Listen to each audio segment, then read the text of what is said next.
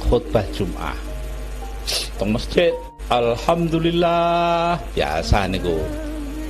Alhamdulillah ping pindho biasa lek wong NU mesti pindho. Bareng alhamdulillah lho kok ping 3. Nah, alhamdulillah ping 4. Alhamdulillah ping 5 bapake mboten kuat ngadeg kurang ajar prau 5 kok ijoli alhamdulillah 5. Jadi Gus Dur, tadi itu ringkasan dari peristiwa detik-detik terakhir Anda mengundurkan diri atau mundur atau dimundurkan. Nah, apakah sampai sekarang Anda dilengserkan? Apakah Anda masih tetap sampai saat ini tidak menerima dan menganggap itu tidak sah? Oh, enggak benar, enggak sah emang.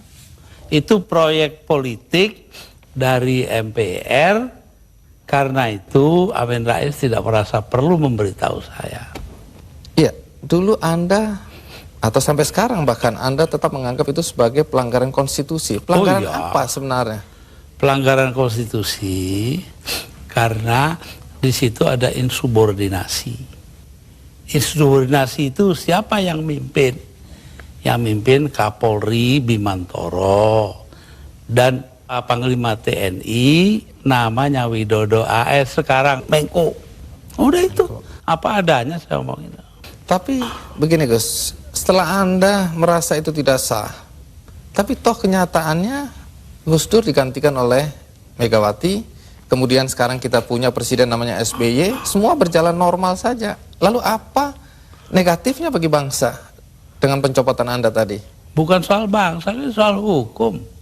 Saya dilengserkan secara politis, secara hukum belum pernah dibuktikan saya bersalah.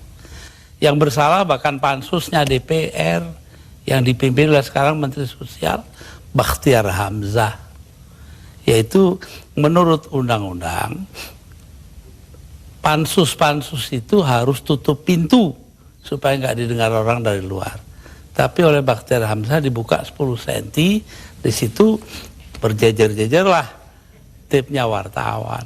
Nah kan, waduh semua yang ada dalam sidang diketahui dunia luar. Itu pula yang membuat saya, oh ya kalau gitu mereka maksudnya melengsarkan saya dengan segala cara. Hukum gak hukum. Tapi sesudah itu apa upaya yang Anda lakukan? Gak ada, sebab penakut bangsa ini. Kenapa Anda bilang penakut? Bangsa ini penakut karena tidak mau bertindak kepada yang bersalah. Akhirnya gak ada yang ditindak toh. Tapi sekian tahun sudah berlalu Gus, untuk apa rasa penasaran, perasaan? Loh, saya nggak pernah itu terserah bangsa Indonesia.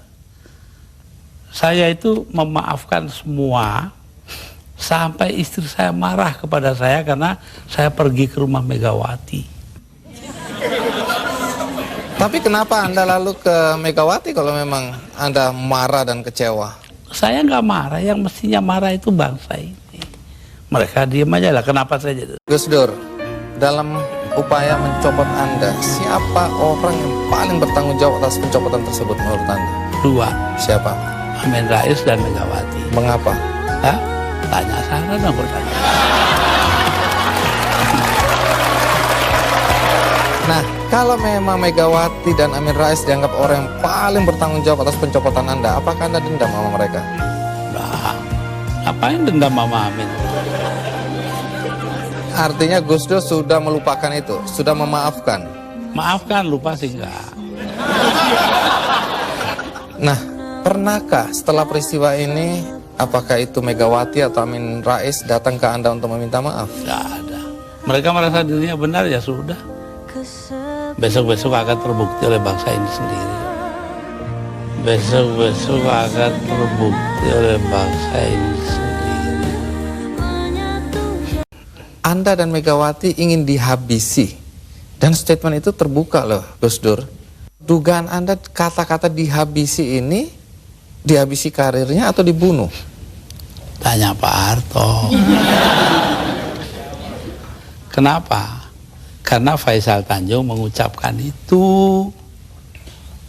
Lalu Pak Wiranto sebagai Panglima Kostrad nelpon saya, Gus, Panglima saya kok bilangnya begini-begini ya. saya anggap itu soal politik lah. Pak Harto juga bukan soal pribadi kok, itu soal politik.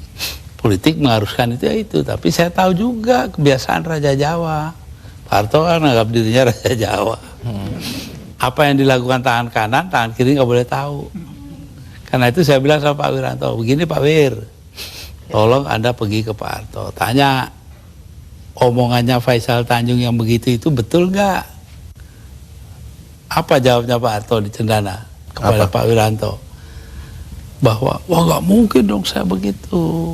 Megawati itu dilindungi ayahnya, Gus Dur dilindungi para kiai. Lah selesai sudah.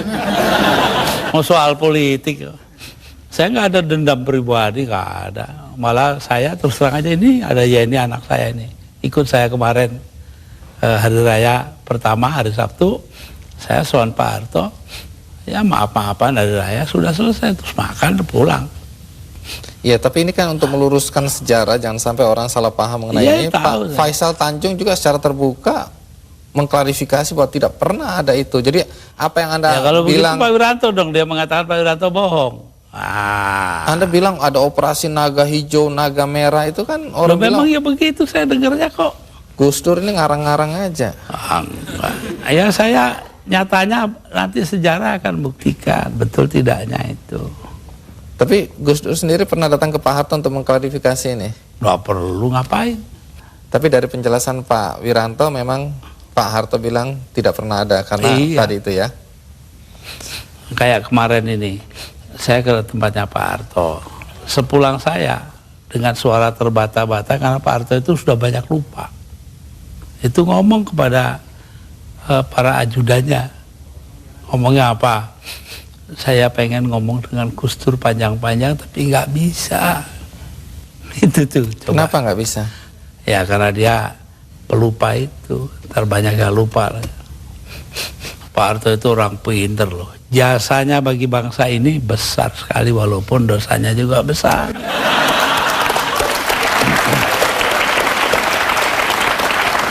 Ya, jangan dilanjutkan dulu Gus Dur, kita break dulu. Tapi sebelum kita... Nah kan, jadi semua yang ada dalam sidang diketahui dunia luar.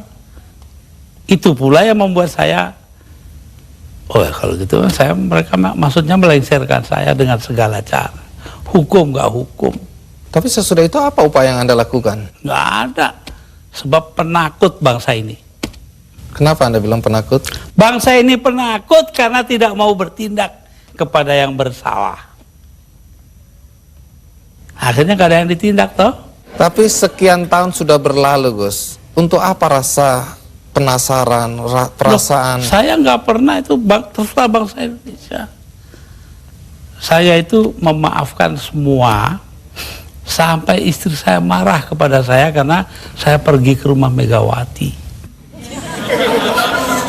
Tapi kenapa Anda lalu ke Megawati kalau memang Anda marah dan kecewa? Saya nggak marah, yang mestinya marah itu. Tapi saya bilang, daripada bangsa ini pecah dalam pertempuran, darah mengalir ke arah saya, mendingan saya lengser aja deh. Nah itu.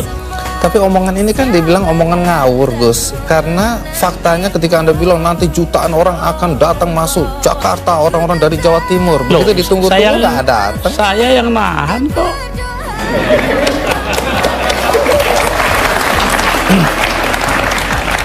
Jadi kalau nggak ditahan sama Gus Dur, datanglah beneran itu ya? Bukan begitu, artinya tetap saja kebenaran kita pertahankan, tapi sikap kita itu jangan sampai bangsa ini perang saudara. Dan itu pengorbanan Anda? Ya bagi saya bukan korban, biasa aja.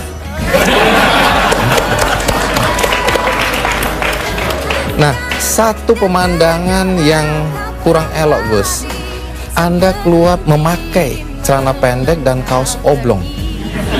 Anda masih tetap sampai saat ini tidak menerima dan menganggap itu tidak sah? Oh, nggak bener, nggak sah emang. Itu proyek politik dari MPR, karena itu Amin Rais tidak merasa perlu memberitahu saya. Iya, dulu Anda atau sampai sekarang bahkan Anda tetap menganggap itu sebagai pelanggaran konstitusi. Pelanggaran apa sebenarnya? Pelanggaran konstitusi karena di situ ada insubordinasi. Insubordinasi itu siapa yang mimpin? yang mimpin Kapolri Bimantoro, dan Panglima TNI namanya Widodo AS, sekarang Menko. Udah itu, apa adanya saya ngomongin. Tapi begini Gus, setelah Anda merasa itu tidak sah, tapi toh kenyataannya Gus Dur digantikan oleh Megawati, kemudian sekarang kita punya presiden namanya SBY, semua berjalan normal saja. Lalu apa negatifnya bagi bangsa dengan pencopotan Anda tadi? Bukan soal bangsa, ini soal hukum.